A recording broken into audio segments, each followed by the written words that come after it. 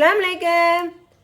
இன்றைக்கி நம்ம ஹபீஸ் கிச்சனில் பாரம்பரிய சமையலான மண்சட்டி சமையல் தான் பண்ண போகிறோம். மண்சட்டியில் கூட்டாஞ்சோறு பண்ணலாம். வாங்க, அதுக்கு என்னென்ன பொருட்கள் தேவை, எப்படி பண்ணலாங்கிறத பார்க்கலாம். கூட்டாஞ்சோறு பொங்குறதுக்கு இந்த கப்புக்கு 1.5 கப் அரிசி எடுத்திருக்கேன்.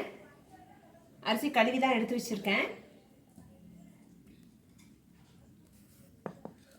1 கேரட், 2 உருளைக்கிழங்கு, 1 கத்திரிக்காய், கொஞ்சமாக கோஸ், 3 பீன்ஸ், 1 தக்காளி, கருவேப்பிலை, 100 கிராம் பருப்பு, தாளிப்பதற்கு எண்ணெய், தேவைக்கேற்ப எடுத்துக்கலாம். கொஞ்சமாக பொடி உள்ளி எடுத்து வச்சுருக்கேன், உப்பு, கடுகு, அவ்வளோதான். வாங்க ஸ்டார்ட் பண்ண ஆரம்பிச்சிடலாம். இப்போ காய்கறி கட் பண்ணி எடுத்துடலாம்.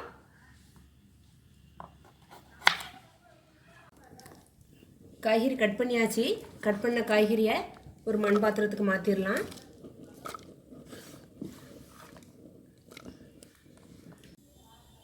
அடுப்பை பொருத்தியாச்சு. இப்போ ஒரு மண் பாத்திரத்தை வச்சுட்டு தாளிக்க ஆரம்பிச்சிடலாம். மண் சட்டி அடுப்பில் வச்சாச்சு. சட்டியில் சூடு வரட்டும். சட்டி சூடேறிடுச்சு. எண்ணெய் ஊற்றிட்டேன். எண்ணெய் சூடேறிடுச்சு. கடுகு சேர்த்துடுறேன். 1 ஸ்பூன் ஜீரகம் சேர்த்துக்கிறேன். வெங்காயம், கருவேப்பிலை, வெங்காயம் நல்லா கண்ணாடி மாதிரி பொரிஞ்சிருச்சு. கட் பண்ண தக்காளி சேர்த்துடுறேன். தக்காளி சேர்த்து லைட்டாக வதக்கிடுவோம்.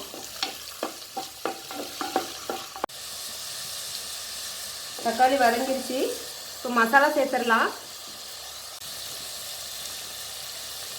1/2 ஸ்பூன் மஞ்சள் பவுடர்,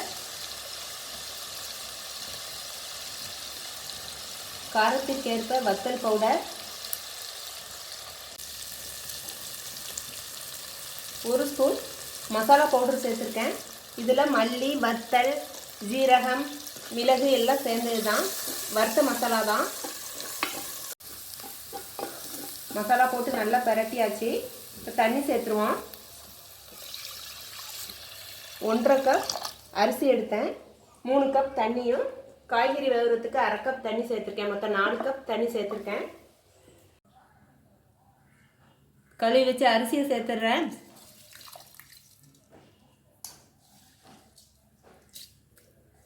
அரிசி சேர்த்து உப்பு சேர்த்துடலாம்.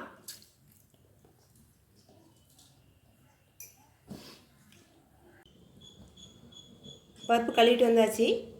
பருப்பையும் இந்த அரிசியோடு சேர்த்துடலாம்.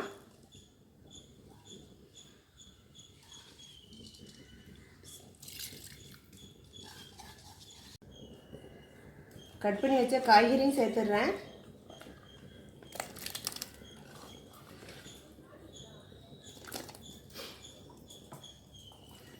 லைட்டாக பரட்டி விட்டு ஒரு மூடி போட்டு மூடிடலாம்.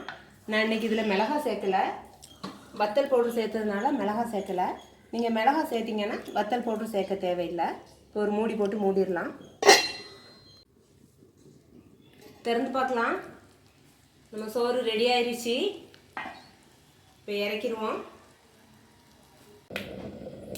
உடச்சி ஊற்றின முட்டை குழம்பு பண்ணுறதுக்கு அடுப்பில் சட்டி வச்சு சட்டி சூடேறிடுச்சு. எண்ணெய் ஊற்றிடுறேன். எண்ணெய் சூடேறிட்டோம். எண்ணெய் சூடேறிடுச்சு. பட்டையும் ரம்ப இலையும் சேர்த்துருக்கேன். இப்போ கட் பண்ணி வச்ச வெங்காயம் சேர்த்துடுறேன். வெங்காயம் கண்ணாடி மாதிரி வதங்கிருச்சு. கட் பண்ண தக்காளி சேர்த்துடுறேன். தக்காளி வதங்கட்டும். தக்காளி வதங்கிருச்சு. இஞ்சி பூண்டு சேர்த்துக்கிறேன். நல்லா மிக்ஸ் பண்ணிடுவோம். நல்லா வதங்கிருச்சு. 1/2 ஸ்பூன் மஞ்சள் பவுடர் சேர்த்துடுறேன்.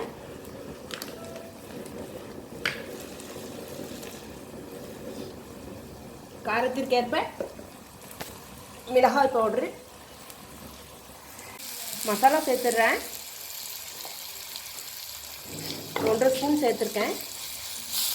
எல்லாத்தையும் நல்லா மிக்ஸ் பண்ணிவிட்டு தண்ணி ஊற்றிடலாம். தண்ணி ஊற்றி தண்ணியும் கொதி வந்துருச்சு. உப்பு சேர்த்துட்றேன். கொஞ்சமாக உப்பு சேர்த்துருக்கேன். செக் பண்ணிவிட்டு பிறகு சேர்த்துக்கலாம். மசாலாலாம் நல்லா கொதிச்சிருச்சு.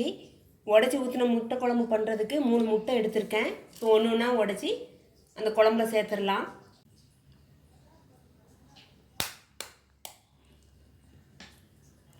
லைட்டாக கொதி அடங்கின உடனே தான் முட்டையை ஊற்றணும். தீயை பிரிச்சிருக்கேன்.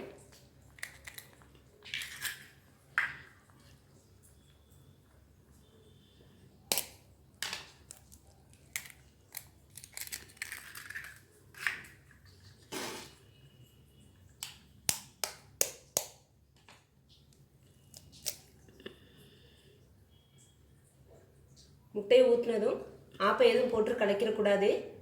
ஒரு 2 நிமிஷம் அப்படியே இருக்கட்டும். உடச்சி ஊற்றின முட்டை குழம்பு ரெடி ஆயிடுச்சு. முட்டையெல்லாம் நல்லா வெந்துருச்சு. இப்போ அடுப்புலேருந்து இறக்கி வச்சிடலாம். அடுப்புலேருந்து கீழே இறக்கி மல்லியில் தூவிருக்கேன். இப்போ ஒரு பிளேட்டுக்கு மாற்றிடலாம். பிளேட்டுக்கு மாற்றியாச்சு. நீங்களும் இந்த மண்சட்டி கூட்டாஞ்சோரை ட்ரை பண்ணி பாருங்கள். எப்படி இருந்துச்சுன்னு கமெண்டில் சொல்லுங்கள். நம்ம சேனல் பிடிச்சிருந்தால் லைக் பண்ணுங்கள், ஷேர் பண்ணுங்கள், சப்ஸ்கிரைப் பண்ணுங்கள், பெல் ஐக்கானை கிளிக் பண்ணுங்கள். அஸ்ஸலாமு அலைக்கும்.